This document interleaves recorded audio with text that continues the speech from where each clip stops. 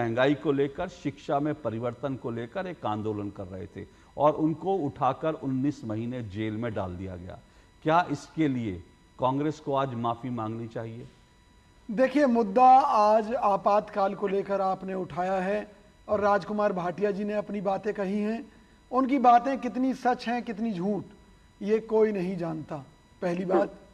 दूसरी बात कि क्या स्वर्गीय श्रीमती इंदिरा गांधी जी ने जो आपातकाल लगाने का फैसला लिया था वो संविधान को फाड़ कर लिया था, संविधान को एक साइड में रख कर लिया था, या संविधान के तहत जो उन्हें शक्तियां प्राप्त थी उनके तहत उन्होंने आपातकाल लगाया था? इसके अलावा मोदी जी के अघोषित आपातकाल और इंदिरा गांधी जी के आपातकाल में क्या फर्क था, ये आज देश की जनता को समझना होगा। हमारे कांग्रेस के कई साथी और राहुल गांधी जी पहले भी घोषित कर चुके हैं कि इस देश के अंदर जो अघोषित जो आपातकाल चल रहा है उसके चलते महंगाई की बात करने वाला, बेरोजगारी की बात करने वाला, मणिपुर की बात करने वाला, देश की जनता की बात करने वाला हर व्यक्ति देशद्रोही है भाजपा की नजरों में। भाजपा के मुताबिक तो देश 2014 में आजाद हुआ है।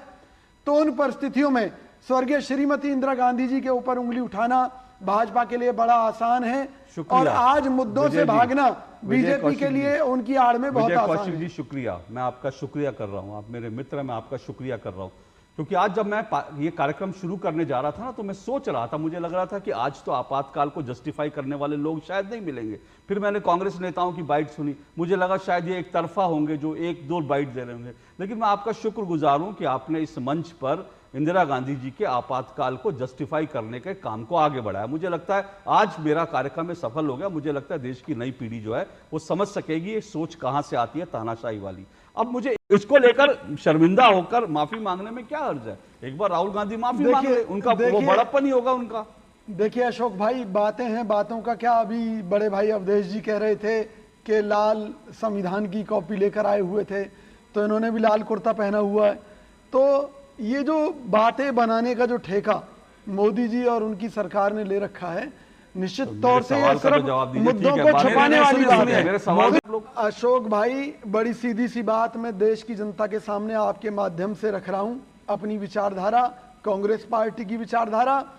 एक कहानी आपने भी सुनी होगी, एक मेमने और भेड़िए की, कि भाई तूने नहीं किया तो तेरी माँ ने किया, तेरी माँ ने नहीं किया तो तेरे दादा ने किया, कहानी मत सुनाइए। राहुल गांधी ने नहीं किया, मैं ये पूछ रहा हूं, इंदिरा गांधी ने किया, माफी इंदिरा गांधी ने नहीं किया। माफी मांगने में क्या दिक्कत है? कांग्रेस पार्टी माफी मांग सकती है। बात कहता हूं, जब कोई देश युद्ध अपराधियों को सजा देता है कि युद्ध अपराध का भी आपको मालूम है नियम है, भाई अगर इंदिरा गांधी जी ने इस देश के साथ गलत किया तो मोदी जी जो है देश की संसद में उनके खिलाफ प्रस्ताव लाएं। काहे को इंदिरा गांधी जी की समाधि उन्होंने मोदी जी ने इस दिल्ली के अंदर स्थापित, मुझे लगता है भाई